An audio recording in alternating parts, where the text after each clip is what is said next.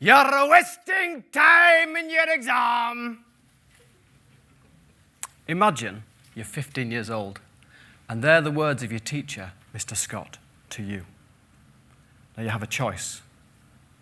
You're going to pay attention, put your head down, or continue wasting time. I chose to continue wasting time.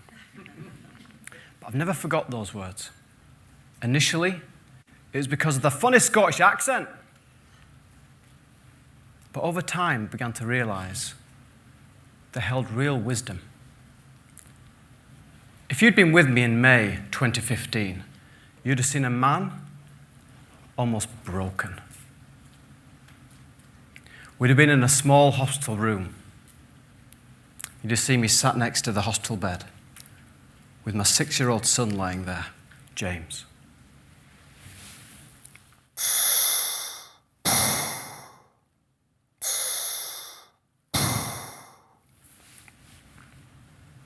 The only reason James is still alive was the Vapotherm machine.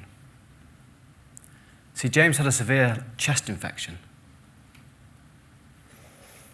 and he was at the top end of what that machine could deliver.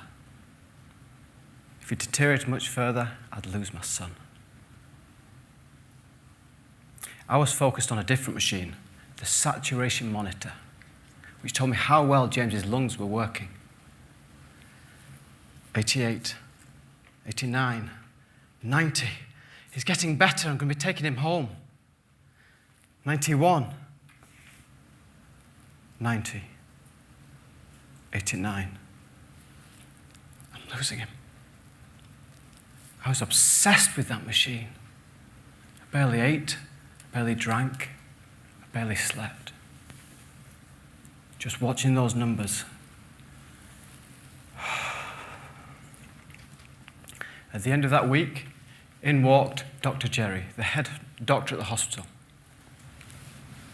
He came over, head of his profession, and he knelt down to be on my level.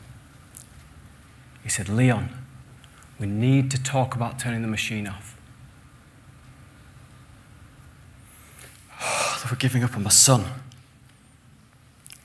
He said, "No, not James's machine, the saturation monitor.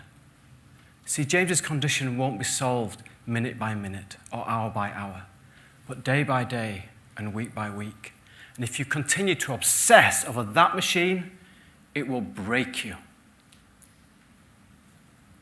Isn't it interesting how often we spend time on things that only matter minute by minute and hour by hour, at the cost of those things that really matter month by month, year by year, and for the rest of our lives? What followed was 6 hellish weeks, but at the end of that time, James came home, away from the machine that had saved his life, and me away from the machine that had almost broke mine. But I was a changed man, and not all those changes for the better. My wife hated my new massive beard. But I started to remember the words of Mr. Scott, and I stopped being willing to waste time. Facebook, off. Reading the news, off. A job where I wasn't progressing, off.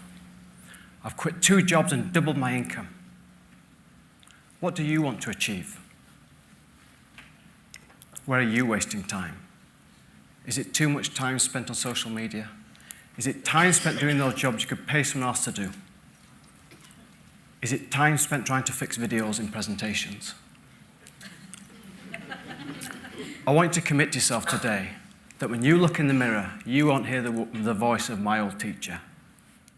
"You're wasting time in your exam."